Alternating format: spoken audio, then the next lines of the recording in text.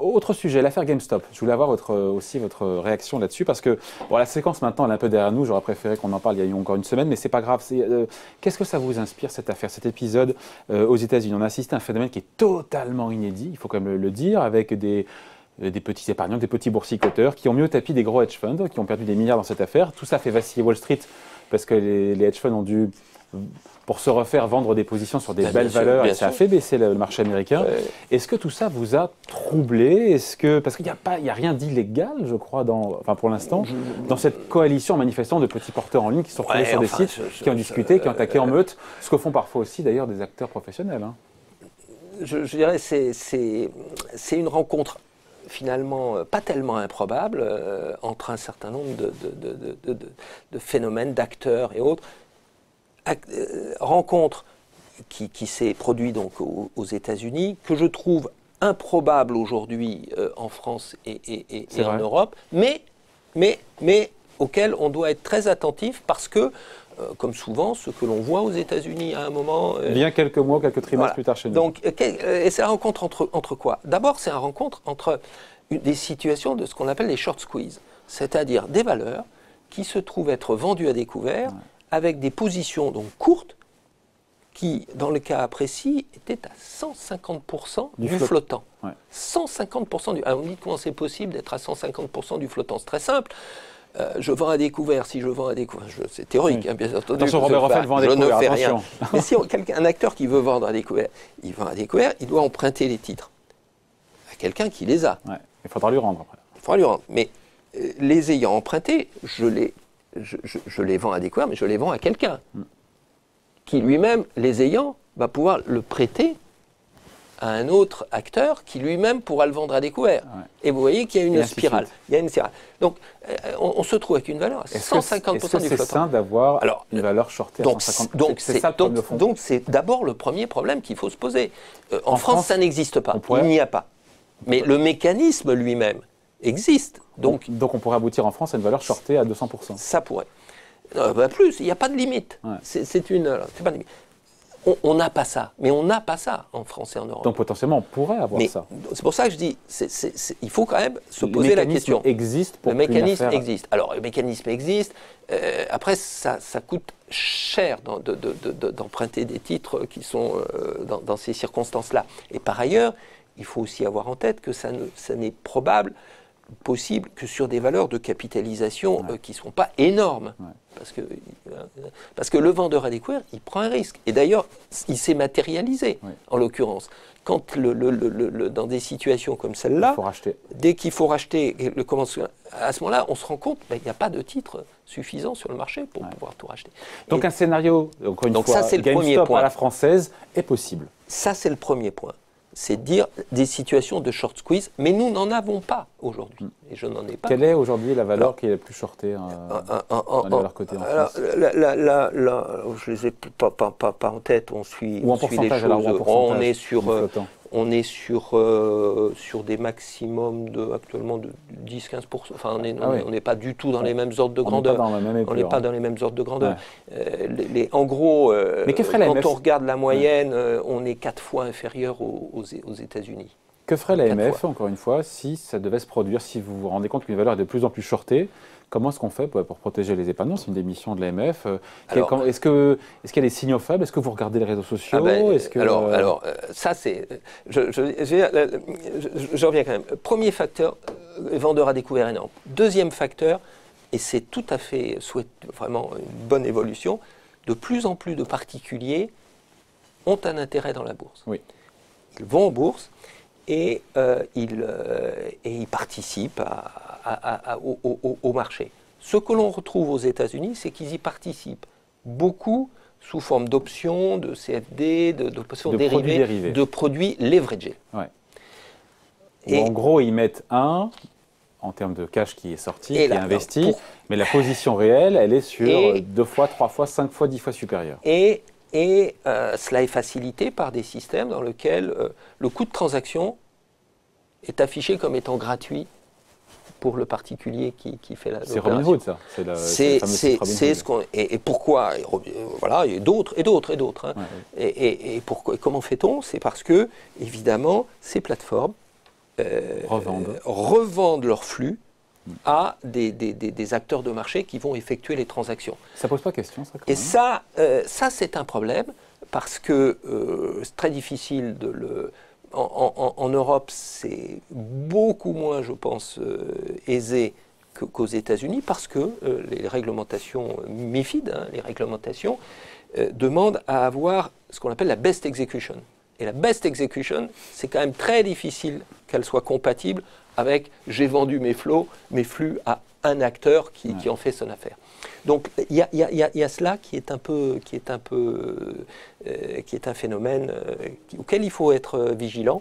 En Europe, on a moins de recours des particuliers aux produits leveragés, parce que donc c'est peu probable d'avoir un scénario. Le troisième élément, et le dernier, c'est les réseaux sociaux. Parce que de fait, les réseaux sociaux, j'échange des avis sur les valeurs, et il peut y avoir des leaders d'opinion et des mouvements qui se forment. Mais des gens qui s'intéressent vraiment aux valeurs, ou qui sont juste là pour faire un Alors coup, c'est le problème. pour, Ça, je dirais, chacun a sa propre marché divers. Le souci qu'il faut avoir, c'est que sur ces plateformes, il ne faut pas qu'il y ait... on ne peut pas tromper le marché en manipulant les plateformes. Par exemple, ce qui s'est fait a priori aux États-Unis, a priori. Je ne sais pas. Je ne sais pas. Mais vous savez que c'est assez facile quand même de créer des fausses identités, de multiplier des identités pour laisser à penser qu'il y a un mouvement d'opinion qui se fabrique. Vous pourriez le voir, ça? Et nous, à l'AMF, on balaye l'ensemble de ces opérations. On balaye bien sûr tout ce qui se passe sur le marché, et les vendeurs à découvert, nous les suivons de façon extrêmement rapprochée, et quand on voit des situations, on les interroge pour bien comprendre et leur faire... Mais enfin, ça, c'est leur un. Et deuxièmement, nous balayons aussi les réseaux sociaux, et nous allons accroître cette dimension-là, mais qui existe déjà chez nous. Ouais. Après, c'est vrai qu'au-delà de la dimension spéculative, voir des cours de société, là je parle pour le coup aux États-Unis, qui étaient proches de la faillite ou du dépôt de bilan, flamber de 500 1000 %, ça pose quand même problème quand même, non? On voit que la seule logique qui est derrière, ce n'est pas la valeur intrinsèque de la société, mais c'est une logique technique qui consiste à dire, une fois que je les ai vendus à découvert à 150 %, quand le marché se retourne, la valeur est... Mais ça ne dure qu'un instant. Et là, d'ailleurs, quand on voit aujourd'hui le cours... Il est revenu à peu près $50, alors qu'il était parti de 20 et était arrivé à 450. Il est toujours à deux fois le cours. Hein. Oui, mais là, il y a... Et pour ceux qui sont rentrés à 400... C'est le problème. Et là, il y a un rôle des intermédiaires qui placent des produits à fort levier. Et puis, il y a un sujet d'éducation financière, d'éducation du public de l'autre.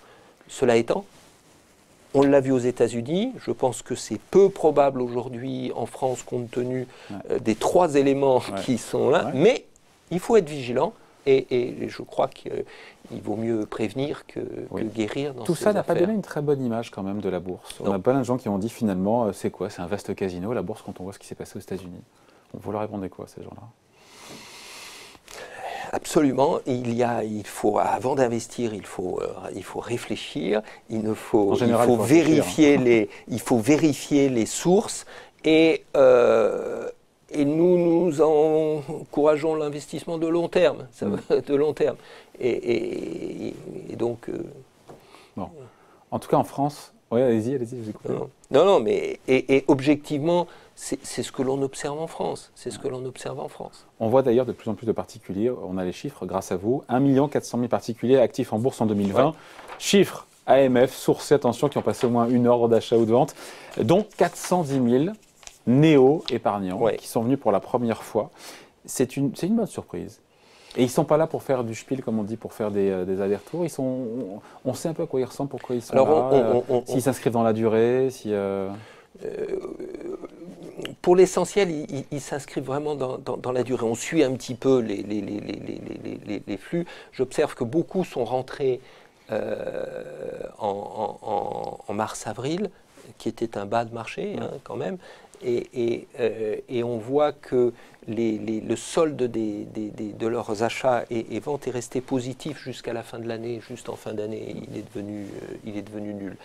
Ce que l'on observe aussi, donc ce sont des gens plus jeunes, avec des moyens financiers qui vont avec, donc, qui sont quand même plus actifs en bourse, plus actifs. Moi, je regarde les statistiques de transactions par les particuliers chaque mois, et on était sur des nombres de transactions qui étaient autour de 2 millions de transactions par mois jusqu'à cette année. Et cette année, nous sommes très, très régulièrement entre 4 et 5. Donc, non seulement donc il y a plus jeunes, avec des montants investis plus faibles. On a les montants investis en moyenne au doigt mouillé? Non, parce que ce que nous avons, c'est les transactions. Et donc, les transactions sont de montants plus réduits. Mais l'idée du patrimoine, après, c'est des questions de... Ce ne sont pas des choses qu'on a en temps quasi réel, c'est plus des données d'enquête. Mais là, je ne les ai pas ici, mais des données moins... et quelque part, qui travaillent plus sur par des brokers online, par des plateformes online. Ouais. Vous êtes bien placé pour le savoir. Et donc le gros de ce bataillon est surtout arrivé, de néo-boursicoteurs, est surtout arrivé au premier semestre, on ne va pas se mentir. Oui, absolument. Et tant mieux d'ailleurs. Absolument. Mais, ils ont une creux, Exactement. C'est ce qu'on appelle de la smart money. Bon, après, encore une fois, les particuliers ne font pas le marché du tout aujourd'hui, ce sont les instituts qui le font, mais est-ce qu'ils ont vocation, on le voit aux États-Unis, peut-être à prendre de plus en plus de place dans les échanges, ou est-ce que leur poids, pour faire bouger une valeur, restera limité, un peu comme aux États-Unis, sur des valeurs qui sont plus modestes en termes de poids boursier? Parce que la question qui se pose derrière, c'est si le poids des particuliers, je pense aux États-Unis, plus que chez nous évidemment, était amené à durer et à monter en puissance. En puissance, pour les marchés, ce ne serait pas un nouveau risque? Non. Un risque de chute brutale si jamais, avec cette espèce d'effet moutonnier, tout d'un coup, tous les particuliers se mettent à vendre en même temps? Non, je ne crois pas. Je ne crois pas. D'abord, je ne crois pas que tous les particuliers soient moutonniers. Je pense que je fais confiance dans leur... dans l'affaire GameStop, il y a eu quand même un côté... Dans leur... Oui, mais je veux dire, la configuration technique de l'action est quand même très particulière. Oui. Moi, je fais confiance au discernement des gens, et on essaye de les aider en cela. Et je trouve très important que les particuliers puissent participer directement à la croissance économique et au développement de nos économies qui sont encore largement devant nous. Notamment au travers des introductions en bourse. Et notamment parce que c'est pas quand on achète une action Total qu'on aide Total spécialement, parce qu'il n'y a pas de nouvelles actions qui sont émises. Vous voyez ce que je veux dire? C'est pas du financement. Notamment avec les nouvelles, avec les introductions. Et avec un conseil que nous donnons toujours, c'est la diversification du portefeuille. Pas tous les œufs en même panier. C'est un principe de base. C'est un principe de base. C'est un principe de base. Mais nous considérons que la participation des particuliers au renforcement des fonds propres des entreprises est un enjeu déterminant dans les trimestres qui viennent. On a eu beaucoup de dettes. Il est temps de passer aux fonds propres. Et les particuliers sont une partie de la solution, et c'est leur intérêt. C'est leur intérêt, parce que de ce fait-là, ils participeront à la croissance de nos économies. De demain, les croissances de demain, les emplois d'après-demain. Merci d'avoir été avec nous, Robert Ophel, donc le président de l'AMF, l'autorité des marchés financiers. Invité de la grande interview en direct sur Boursorama. Merci. Évidemment, c'est la fin de l'émission. On se retrouve évidemment le replay. Je n'oublie pas le replay à partir de 14h. Le direct revient lundi à midi. Très bonne journée.